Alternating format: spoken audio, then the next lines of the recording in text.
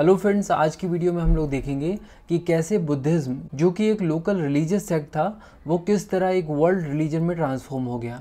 तो चलिए शुरू करते हैं।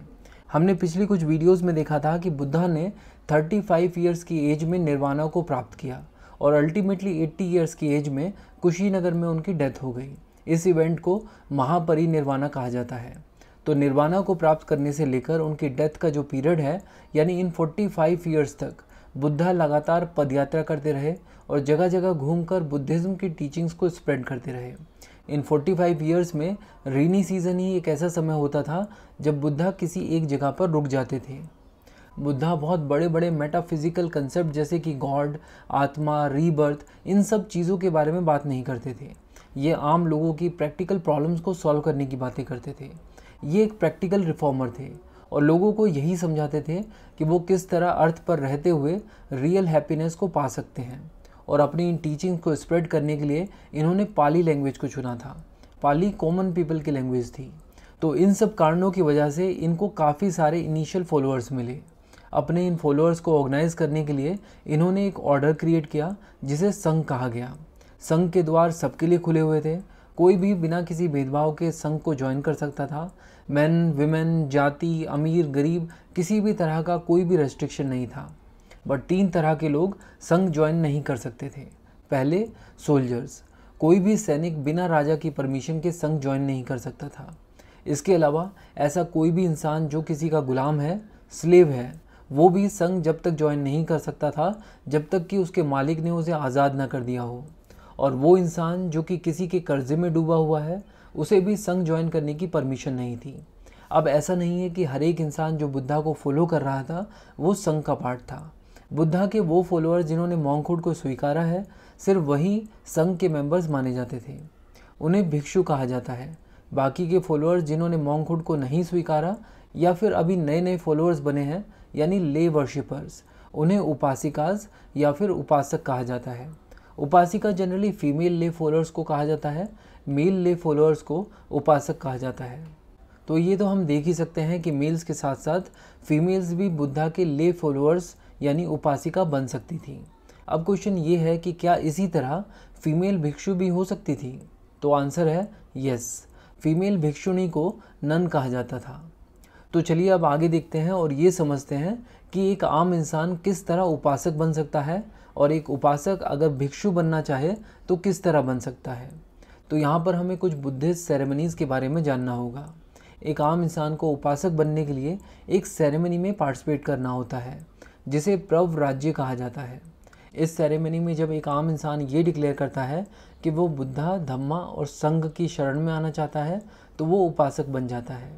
उपासक रहते हुए उसे काफ़ी सारे रूल्स और वॉल्स को फॉलो करना होता है और संघ के भिक्षुओं से उसे समय समय पर टीचिंग्स मिलती रहती हैं। इस तरह एक समय आता है जब उसके पास ये चॉइस होती है कि वो अगर चाहे तो खुद भी भिक्षु बन सकता है। भिक्षु बनने के लिए उसे एक सेरेमनी में पार्टिसिपेट करना होता है जिसका नाम है उपसमपद। इस सेरेमनी में कुछ मोनेस्टिक वॉज को लेने के बाद एक उपासक भिक्षु बन जाता है। इस सेरेमनी के दौरान उसका हेड शेव कर दिया जाता है और उसे येलो रोब्स दिए जाते हैं। एक भिक्षु बन जाने का मतलब है संघ का हिस्सा बन जाना। बट भिक्षु बन जाने से आपकी यात्रा यहाँ पर समाप्त नहीं होती है, अभी तो यात्रा शुरू हुई है। हर एक भिक्षु को सभी पतिमोक्ष रूल्स को फॉलो करना होता है। इन पतिमोक्ष रूल्स में 227 रूल्स मॉन्क्स के लिए हैं और 311 रूल्स नन्स के लिए हैं। जी हाँ, अगर आप एक फीमेल भिक्षु हैं तो आपके लिए संघ के कानून ज़्यादा सख्त हैं। हर एक भिक्षु को पतिमोक्ष रूल्स को फॉलो करना होता है और इन रूल्स को फॉलो करने के लिए एक हाई लेवल डिसिप्लिन की ज़रूरत होती है और सभी भिक्षु डिसिप्लिन रहें, इसके लिए संघ को डेमोक्रेटिक लाइंस पर गवर्न किया जाता है।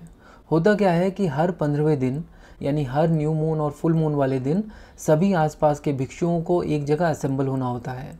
असेंबल होने के बाद एक डेमोक्रेटिक तरीके से वोटिंग द्वारा वो अपने प्रेसिडेंट को चुनते हैं जिन्हें संघ परिनायक कहा जाता है। इसके अलावा 2 स्पीकर्स को भी चुना जाता है, एक जो धम्मा पे ज्ञान देते हैं, दूसरे विनय पर। इस असेंबली में डेमोक्रेटिक तरीके से वोटिंग द्वारा रेजोल्यूशंस पास होते हैं संघ के आगे के कार्यक्रम से रिलेटेड। और इस मीटिंग में संघ में मौजूद सभी मेंबर्स को ये भी कन्फेस करना होता है कि क्या उन्होंने पिछले 15 दिनों में किसी भी तरह की कोई पतिमोक्ष रूल को ब्रेक किया है या नहीं। वैसे कन्फेशन के अलावा आप दूसरे भिक्षुओं के व्यवहार को लेकर भी टिप्पणी कर सकते हैं और बता सकते हैं कि भाई मैंने इस भिक्षु को पतिमुखा रूल ब्रेक करते हुए देखा है। अब सिचुएशन ये है कि पतिमुखा रूल में तो 200 से भी ज़्यादा रूल्स हैं, ये तो हम देख ही चुके हैं। तो कुछ रूल्स आपसे ब्रेक हो जाते हैं तो आप माफ़ी मांग लो, काम ख़त्म। बट 4 रूल्स ऐसे हैं जिन्हें अगर किसी भी भिक्षु ने ब्रेक किया है तो उसे संघ से निकाला भी जा सकता है। और ये बहुत सीरियस है क्योंकि एक बार संघ से निकाले जाने के बाद भिक्षु दोबारा संघ का पार्ट नहीं बन सकता। तो देखते हैं कि ये 4 गलतियाँ कौन कौन सी हैं। तो पहली गलती है सेक्सुअल इंटरकोर्स। अगर पिछले 15 दिन में भिक्षु ने किसी के साथ भी सेक्स किया है या फिर उसका जो अधिकार है उससे ज़्यादा उसने ले लिया है, वो किसी का मर्डर करके आया है या फिर सबको ये बताता फिर रहा है कि वो एनलाइटन हो गया है, तो ये 4 गलती हैं जिनके लिए उसको संघ से निकाल दिया जाएगा। और इस इवेंट को पराजिका कहा जाता है, जिसका मतलब है डिफीट, यानी आप अपनी होली लाइफ में डिफीटेड हो चुके हैं। बुद्धिज्म में ये मान्यता है कि इनमें से कोई भी गलती बिना इंटेंशन के नहीं की जा सकती। और जब आपको यही सब करना है तो फिर भिक्षु होने का नाटक ही क्यों कर रहे हो। तो आपने देखा कि भिक्षु होना कितना डिफ़िकल्ट है। हर 15 दिन में आपका टेस्ट हो रहा है। तो इसीलिए हर उपासक के पास ये चॉइस होती है कि जब वो अपनी जर्नी में आगे बढ़ता है तो वो खुद चूज़ करे कि उसे भिक्षु बनना है या नहीं। यानी किसी भी उपासिका या फिर उपासक के लिए उपसम पद मैंडेटरी नहीं है। तो चलिए वापस से संघ पर ही फोकस करते हैं। बुद्धा का संघ को बनाने का जो मेन पर्पस था वो ये था कि बुद्धिज़्म की टीचिंग को ज़्यादा से ज़्यादा स्प्रेड किया जा सके। और अगर टीचिंग्स को स्प्रेड करना है तो मॉन्क्स को लगातार घूमते रहना होगा, जगह जगह घूमकर बुद्धिज़्म के बारे में लोगों को बताना होगा। और इसीलिए जब इस संघ की शुरुआत हुई तो उस समय विहार वगैरह कुछ नहीं हुआ करते थे। विहार वो जगह होती है जहाँ पर बुद्धिस्ट मॉन्क रहते हैं। विहार का कंसेप्ट थोड़ा बाद में आया। तो संघ के शुरुआती सालों में भिक्षुओं को बस एक जगह से दूसरी जगह घूमते रहने और बुद्धिज़्म की टीचिंग्स को स्प्रेड करने के ही निर्देश थे। बट साल का वो समय जब बरसात काफ़ी ज़्यादा होती है, यानी मानसून सीज़न, तो मानसून सीज़न में भिक्षुओं को निर्देश थे कि वो जहाँ पर भी हैं वहीं पर रुकने का इंतज़ाम करें। मानसून सीज़न में उनका घूमना मना था। इसे मानसून रिट्रीट कहा जाता है और बुद्धिस्ट टर्मिनोलॉजी में इसे वस्सा वसा कहा जाता है। तो हमने देखा कि वसा वसा के समय मॉन्क्स रुक जाते हैं। उससे पहले भी वो चल रहे थे और एक बार मानसून सीज़न एंड हो जाता है तो फिर से उन्हें चलना शुरू कर देना होता है। बट चलने से पहले यहाँ पर एक बुद्धिस्ट सेरेमनी होती है जिसे कहा जाता है पावरन। इस सेरेमनी में सभी बुद्धिस्ट मॉन्क जो कि मानसून रिट्रीट के समय आसपास रह रहे थे उनको एक जगह इकट्ठा होना होता है और इस गैदरिंग के सामने कन्फेस करना होता है कि उन्होंने इस मानसून रिट्रीट के दौरान कोई पतिमुखा रूल ब्रेक किया है या नहीं। इस सेरेमनी में वो सिर्फ अपना ही नहीं बल्कि अपने साथ रह रहे बुद्धिस्ट मॉन्क के व्यवहार के बारे में भी टिप्पणी कर सकते हैं।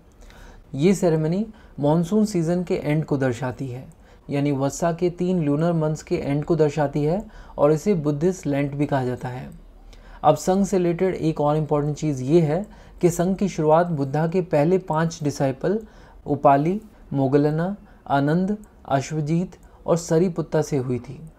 और ये संघ के ही ऑर्गेनाइज एफर्ट थे कि बुद्धा के जीवन काल में ही बुद्धिज़्म इतनी तेज़ी से नॉर्थ इंडिया के बड़े भाग में इतना पॉपुलर हुआ और इसमें काफ़ी सारे किंगडम्स ने भी इसको सपोर्ट किया, जैसे कि मगध में बिंबिसार और अजात शत्रु ने, कोसल में प्रसन्नजीत ने, कौसाम्बी में उदयन ने और नॉर्थ इंडिया के कई सारे रिपब्लिकन स्टेट्स इंक्लूडिंग कपिलवस्तु ने भी बुद्धिज़्म की डॉक्ट्रिन को अपनाया था।